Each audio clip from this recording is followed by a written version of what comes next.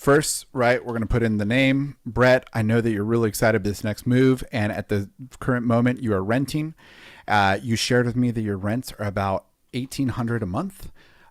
From the calculations we made, it seems like they're going to increase about 2% a year. And so with that being the case, let's show your first option. The purchase price that you were really looking for was about $550. So this could be a good comparison so we can see what your house will rent for, or what you're paying for rent for, and what you're going to be paying for the new mortgage for.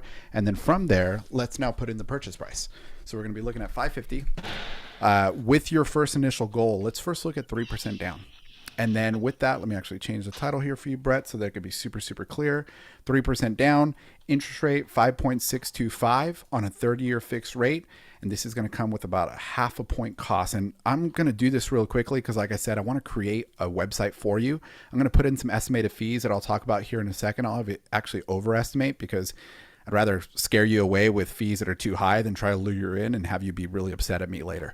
And so with that, I'm going to put in some prepaid interest. We're going to look at your taxes and insurance in this area that we're looking. We're at about a 0.15 and then a 1.2 tax. And then with this mortgage insurance, we're at about a 0.34 with your fantastic credit score. With that being said, we're also going to include your escrow account since you're doing less than 10% down. And again, excuse me for going so fast.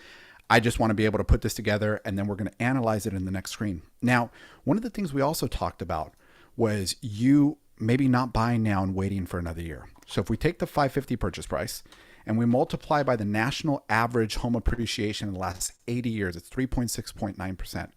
That was even with the great crash involved. So that means worst case, this house should go up another 20 grand. So now let's say in 1 year, the house is worth 570. Right? And then Brett, what do you think is going to happen to rates moving forward with all the news that you've been hearing in this next move?